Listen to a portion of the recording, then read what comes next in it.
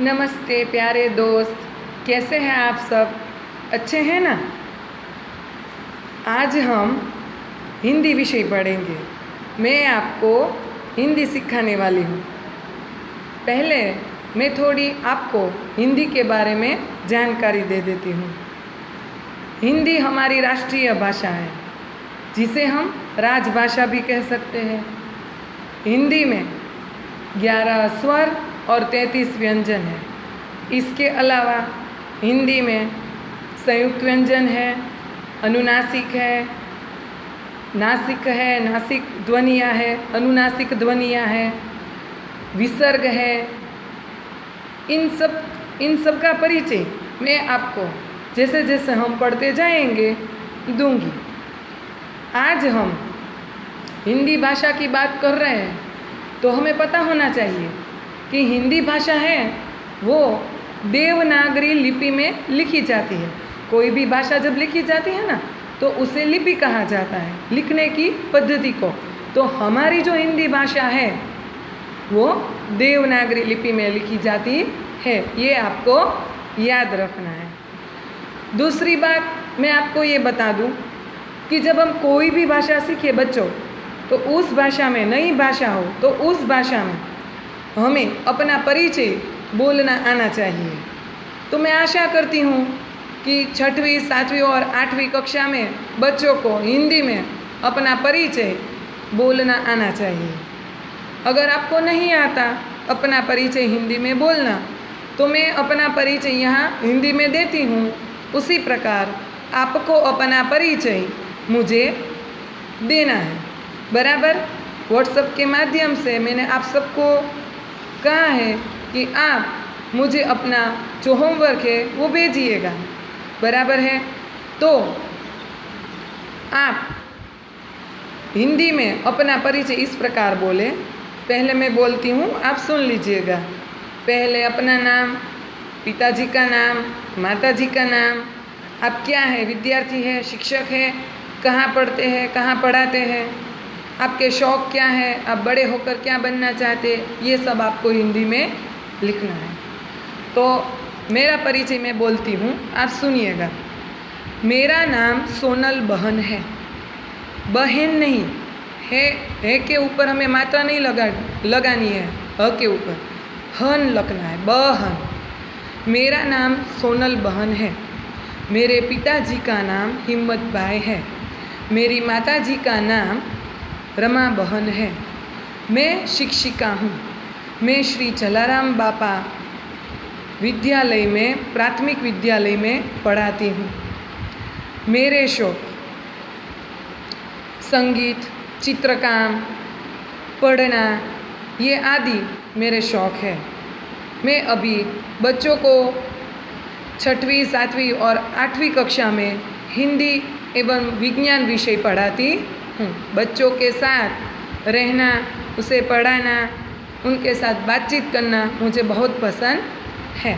इस प्रकार से आपको भी अपना परिचय अपनी जो फेयर बुक है, पाकी नोट है, उसमें लिखना है, बराबर है। मैंने आपको बताया था कि पाकी नोट में आपको क्या क्या करना है। आपको याद होगा कि पहले पन्ने पर आपको अनुक्रमणिका बनानी है, दूसरे पन्ने पर आपको वो जो हमारी प्रतिज्ञा पत्र दी गई है हिंदी विषय में, पहले पेज पर, जिसे गुजराती में हम बोलते हैं भारत मारो देश छे, वो हिंदी में दिया गया है भारत मेरा देश है, वो भी आपको अपनी पाकी नोट में लिखना है। उसके बाद आपको मेरा परिचय हिंदी में लिखना है। उसके बाद हमारा अभ्यासक्रम शुरू होगा।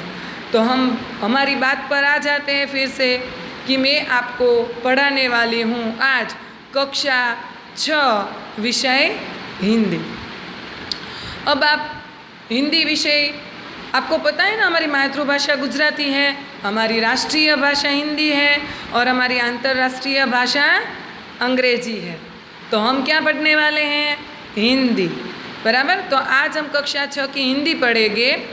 अगर आप हिंदी की पुस्तक देखें तो उसका पहला पन्ना देखिए, जिसे हम मुख पृष्ठ कर सकते हैं, उसके ऊपर आप देखिए कितना सुंदर चित्र है।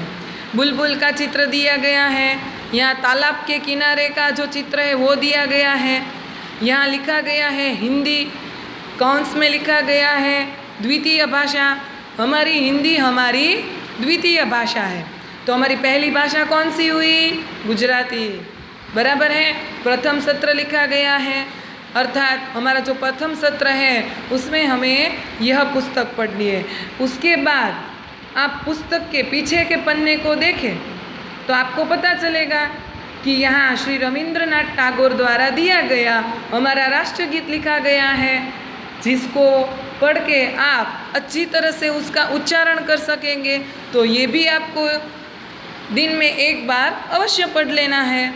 इस प्रकार हमारी जो ये हिंदी की पुस्तक है वो हमने देख ली है, बराबर है। अब हम देखेंगे हमारे अंदर हिंदी की अंदर क्या लिखा है, तो उसका हम पन्ना पलटेंगे तो हम देखेंगे कि प्रतिज्ञा पत्र जो है वो हिंदी में दिया गया है, वो आपको लिखना है, बराबर है। अपनी पाकी नोट में लिखना है, बराबर है। उसके बाद हम देखेंगे तो यहाँ प्रस्तावना दी गई है, वो भी आपको एक बार पढ़नी है कि प्रस्तावना में क्या लिखा है, बराबर।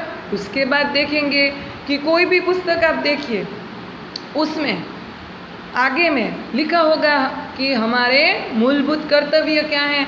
तो बच्चों वो भी आपको होमवर्क में एक बार घर पर पढ़ लेना है।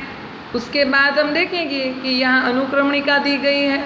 अनुक्रमणिका में दिया गया है कि इकाई के नाम दिए गए हैं, साहित्य का कौन सा स्वरूप है, वो कौन से पृष्ठ क्रम पर है, पृष्ठ माने पन्ना, पृष्ठ क्रम पर है, वो आपको यहाँ से दिखेगा, बराबर है। अब मैं कुछ आपको पढ़ाने का शुरू करूँ। हमारा पहली इकाई, उससे पहले मैं आप सबको एक मज़ेदार कहानी सुनाना चाहती हूँ। सुनेंगे ना? तो सुनिए। एक घना जंगल था, वहाँ बहुत सारे पशु रहते थे। एक बार एक शिकारी वहाँ जंगल में शिकार करने आया तो उसने देखा कि वहाँ तो बहुत सारे प्राणी हैं, पशु पंखी है। उसे एक सुनहरा हिरन दिखाई दिया तो उसने सोचा कि क्यों ना मैं किसी का शिकार करूं, किसी प्राणी का शिकार करूं। तो उसने गोली चलाई और वो गोली एक हिरन को लग गई। सुनहरा, कितना सुंदर हिरन था, पर अभी उसी हिरन ने थोड़े समय पहले ही एक बच्चे को जन्म दिया था।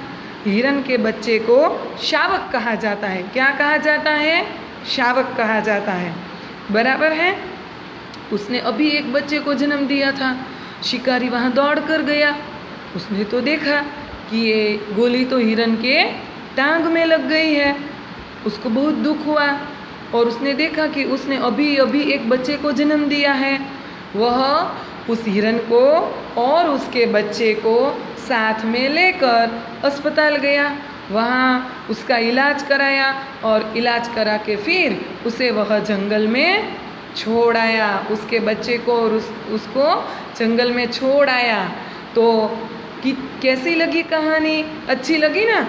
शिकारी आया था शिकार करने, पर उसने शिकार नहीं किया। तो उसने क्या किया? उस हिरन की जान बचाई, बराबर है बच्चों। कैसी लगी कहानी? अच्छी लगी ना? तो ऐसी ही कहानियाँ हमें हिंदी में पढ़नी है। अब आप देखेंगे कि हमारी जो पहली इकाई है उसका नाम है दयालु शिकारी। समझ में आया? मैंने जो आपको कहानी बताई थी वो यही कहानी है। हमारी पहली इकाई का नाम है दयालु शिकारी। आप देख सकते हैं यहाँ पर। आप अपनी पुस्तक भी खोल लीजिएगा बच्चों, जिससे आपको पढ़ने में आसानी हो। अब हम देखेंगे, देखो ये चित्रपाठ है। चित्रपाठ किसे कहा जाता है?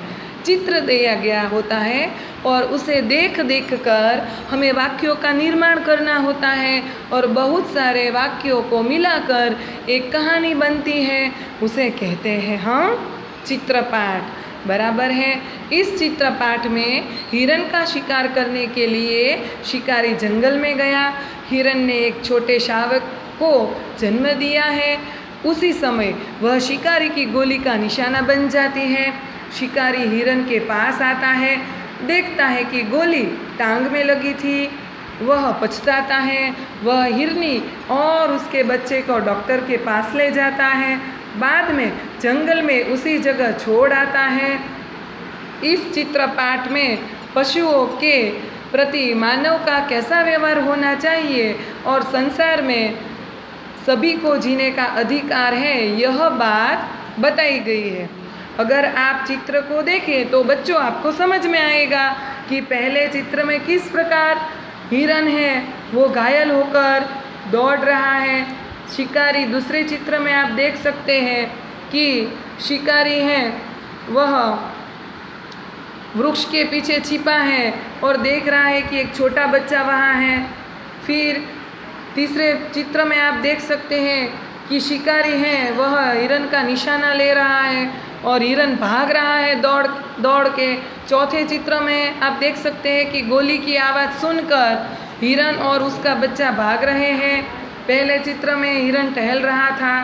पांचवें चित्र में आप देख सकते हैं कि हिरन बैठ गया है, उसके पाँव में गोली लगी है और उसका बच्चा भी उसके साथ में है। छठे चित्र में आप देख सकते हैं कि शिकारी वहाँ आता है और उसके घाव को देखता है और उसे बहुत दुख होता है। सातवें चित्र में आप देख सकते हैं कि शिकारी हिरन और उसके बच्चे को लेकर अस्पताल जा रहा है।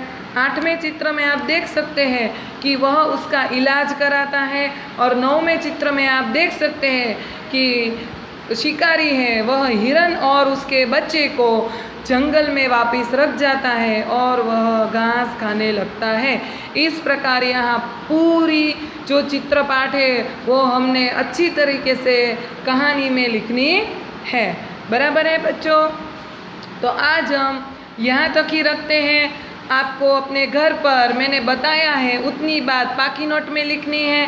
पहले आपको अनुक्रमणिका लिखनी है, उसके बाद में आपको प्रतिज्ञा पत्र लिखना है, उसके बाद आपको मेरा परिचय हिंदी में लिखना है, उसके बाद पहली इकाई की इकाई का नाम है दयालु शिकारी चित्रपाठ। वो कहानी आपको अपनी पाकी नोट में फेयर बुक में लिखनी है। बराबर? अगले वीडियो में हम इसका अभ्यास और उसके स्वाध्याय की विस्तृत चर्चा करेंगे। तब तक के लिए अपने घर में रहिए सुरक्षित।